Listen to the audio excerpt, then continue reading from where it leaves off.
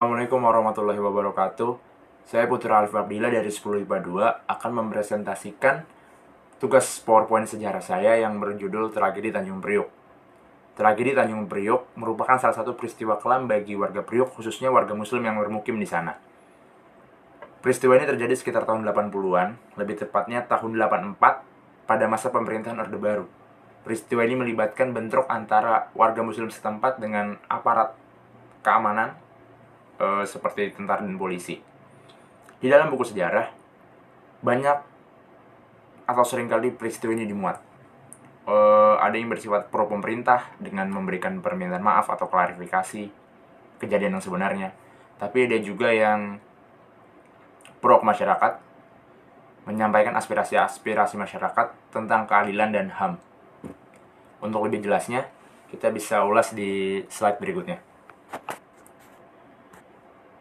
Latar belakang kejadian ini adalah pada tahun 1980-an, Pancasila gencar digaungkan sebagai asas tunggal dari organisasi dan perkumpulan apapun. Hal ini tidak sejalan dengan beberapa organisasi, karena mungkin ada hal yang dipertimbangkan dalam pelaksanaannya. Akhirnya banyak sindiran tentang pemerintah pada saat itu. Bentuknya bermacam-macam.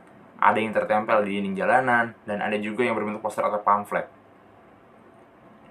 Pada tahun itu, atau pada masa itu, pemerintah mewajibkan setiap organisasi untuk menjadikan Pancasila sebagai asas pertama atau asas utama mereka. Jika tidak, maka pemerintah berhak dan tidak salah untuk melabeli mereka sebagai organisasi yang tidak pro Pancasila atau organisasi yang anti Pancasila. Dan tentu, hukumannya bisa bersifat sosial dan hukum. Mungkin di dalam beberapa organisasi ada hal yang harus diperhatikan ketika mereka harus merubah asas atau tujuan organisasi pertama mereka, khususnya di organisasi keagamaan. Mungkin di dalam organisasi keagamaan, aspek ketuhanan lah yang harusnya dijadikan asas utama. Bukan berarti mereka anti Pancasila, bukan berarti karena mereka menomorduakan Pancasila mereka itu benci Pancasila, bukan. Karena memang harus ada hal yang diperhatikan selain itu. Hal ini juga terjadi di Priok. Banyak sindiran dan cacing kepada pemerintah pada saat itu karena pemerintah melakukan dan membuat peraturan seperti itu. Karena di Priok juga terkenal dengan banyaknya organisasi keagamaan yang bersifat keras, yang mungkin dianggap pemerintah sebagai lawan atau sebagainya.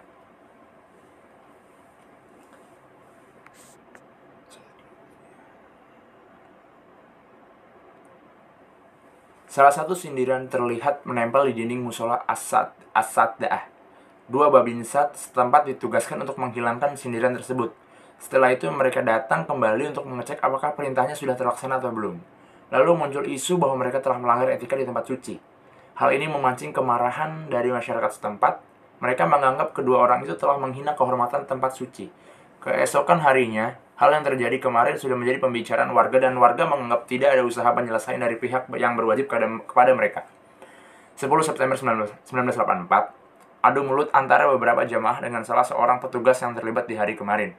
Akhirnya ada beberapa jamaah atau beberapa orang yang berusaha menengahi, tapi usahanya tidak membuahkan hasil.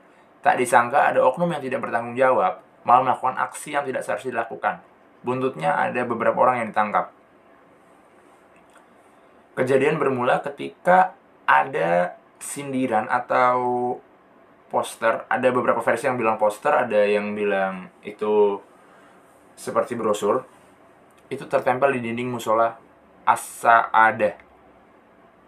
Tentunya poster tersebut isinya menyindir pemerintah.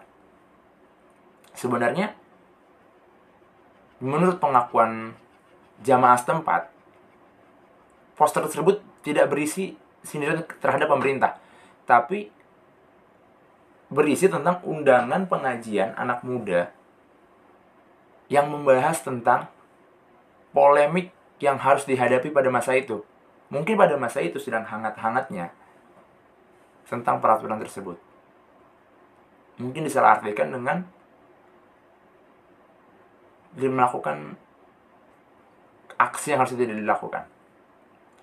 Babinsa tersebut akhirnya datang dan memerintahkan kepada marbot setempat untuk mencabut undangan tersebut.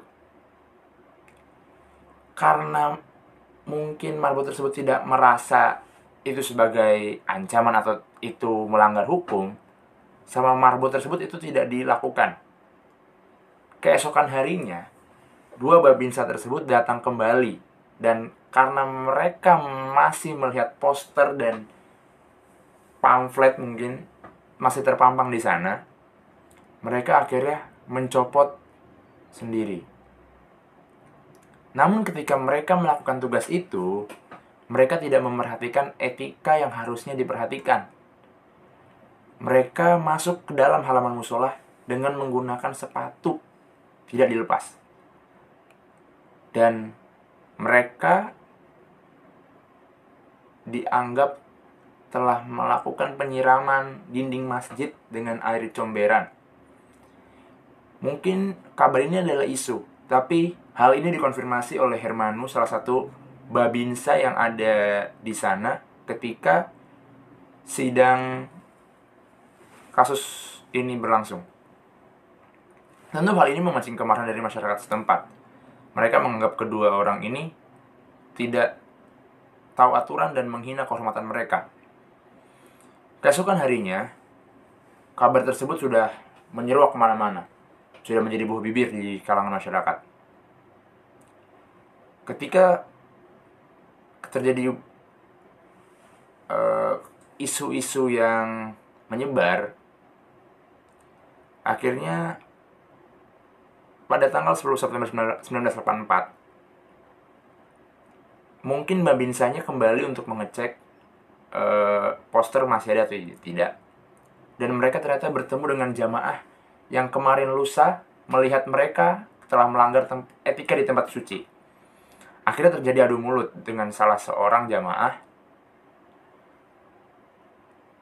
Ketika suasana mulai memanas, akhirnya ada penengah dari majelis lain yang mencoba untuk melakukan mediasi antara keduanya. Mereka diajak masuk ke dalam gedung sekretariat masjid tersebut. Ketika mereka berkoordinasi, mereka berdiskusi baiknya gimana. Namun ketika mereka berdiskusi baiknya bagaimana, ada hal yang harusnya tidak dilakukan oleh oknum-oknum. Lupa nih. Ketika mereka berdiskusi, ada kejadian yang harus tidak terjadi, yaitu ada oknum yang tidak bertanggung jawab yang melakukan pembakaran terhadap salah satu kendaraan babinsa tersebut. Akhirnya suasana kembali panas dan mediasi yang harusnya lancar akhirnya menemui jalan buntu. Dan akibat peristiwa pembakaran ini, ada beberapa orang yang ditangkap. Salah satunya kepala musola tersebut.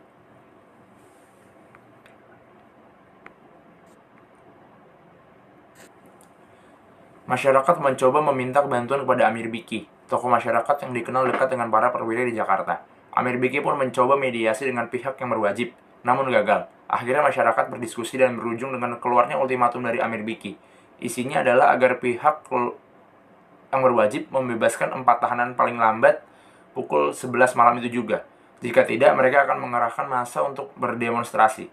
Kita tidak boleh merusak apapun. Kalau ada yang merusak di tengah perjalanan, berarti itu bukan golongan kita, ucap Amir Biki.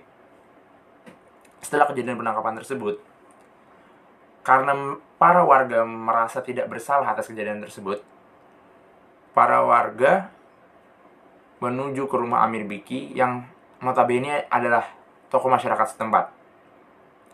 Beliau juga dikenal dekat dengan para perwira tentara dan polisi karena telah berpengalaman menyelesaikan berbagai masalah yang berkaitan dengan bidang tersebut. Kenapa beliau bisa kenal dengan perwira polisi atau TNI? Karena beliau adalah salah satu kepala Posko 66 organisasi keagamaan di Tanjung Priok. Amir Biki yang dimintai tolong oleh para warga, dia langsung mencoba berdiskusi dengan para perwira kenalannya. Dan ternyata tidak membuahkan hasil.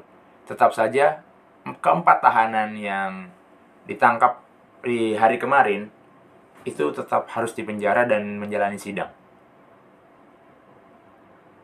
Untuk mencoba menenangkan suasana, Amir Biki melakukan diskusi forum untuk membahas kelangsungan dan keberlanjutan dari masalah tersebut.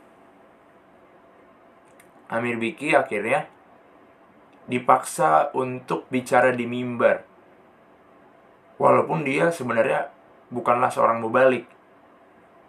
Tapi karena para warga percaya dengan Amir Biki, maka tidak bisa ditolak lah tawaran itu. Amir Biki berbicara panjang lebar, yang intinya adalah pihak berwajib harus membebaskan 4 tahanan paling lambat pukul 11 malam itu juga.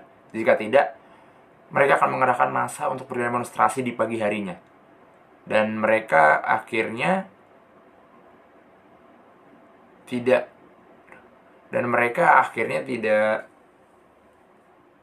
karena pihak berwajib tidak menuruti kemauan mereka dan berkesan mempermainkan mereka. Akhirnya Amir Biki pun mempersiapkan massa untuk berdemonstrasi di pagi harinya. Karena permintaannya tidak dikabulkan, demo pun tak terhindarkan. Kelompok pendemo dibagi menjadi 2, menuju Polres dan menuju Kodim. Suasana di kedua tempat kurang lebih sama, mencekam. Suara jeritan, tulang patah, dan berolongan peluru terdengar. Amir Biki dan masyarakat dan lain banyak yang wafat pada peristiwa ini. Keesokan harinya, 12 September 1984, peserta demonstrasi yang dipimpin oleh Amir Biki akhirnya menuju ke Kodim dan Polres. Mereka dibagi menjadi 2 kelompok. Amir Biki memimpin menuju Polres dan yang lainnya menuju Kodim. Ketika menuju Kodim,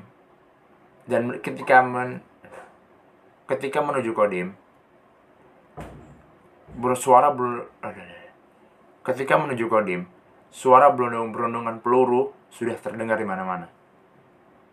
Demonstrasi yang harusnya berjalan dengan lancar, tidak anarkis, terpaksa mereka harus berlarian ke sana kemari untuk menyelamatkan nyawa mereka. Takbir di mana-mana karena hanya itu yang mungkin mereka bisa lakukan. Lain tempat, lain cerita. Barisan yang menuju Polres sedikit lebih tidak anarkis. Karena ketika menuju Polres, pasukan Amir Biki diharuskan berhenti di tempat. Dan yang boleh maju hanya Amir Biki dan 2 orang yang dianggap tetua. Namun ketika Amir Biki dan 2 orang tetua tersebut berjalan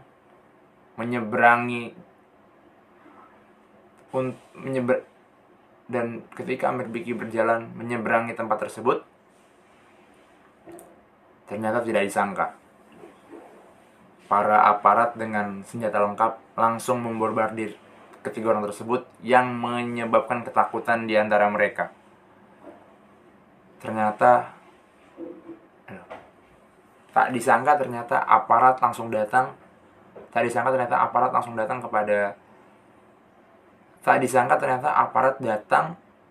kepada mereka dan langsung membombardir Amir Biki dan 2 tetua lainnya dengan hujan peluru.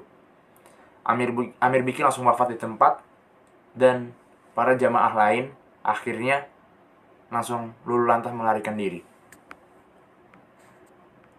Ini adalah kronologis peristiwa Tanjung Priok 1984 menurut Tirto ID. Jumlah korban berbeda dari pihak pemerintah dan pihak warga karena adanya beberapa versi. Saya langsung mengambil rangkuman dari Tirto ID. Ini adalah kronologisnya. Diakronisnya adalah penyebabnya adalah perilaku petugas yang dianggap tidak hormat terhadap aturan tempat ibadah.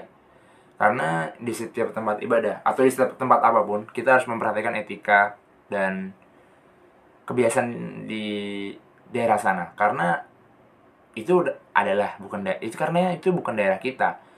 Kita ke sana, kita menjadi tamu, kita harus hormat dan taat kepada kebiasaan mereka.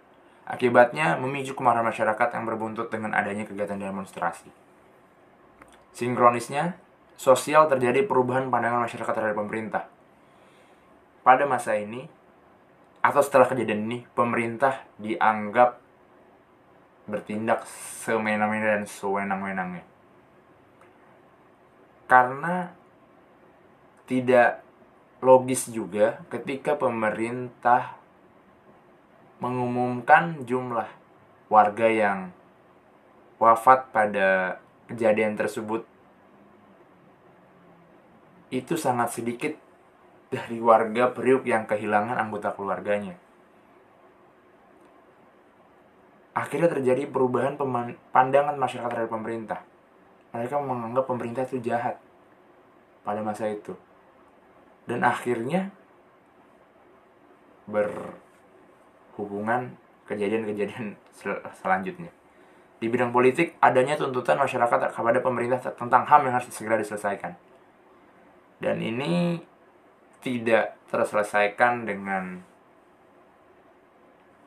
baik karena ada beberapa, dan bukan beberapa, karena ada banyak warga Priuk yang sampai sekarang masih menuntut hak, menuntut keadilan, yang harusnya pelaku dihukum tapi malah dibebaskan, yang harusnya korban dibela tapi malah dipenjara. Itulah sejarah yang saya baca dari beberapa referensi di internet tentang tragedi Tanjung Priok. Sekian dari saya. Wassalamualaikum warahmatullahi wabarakatuh.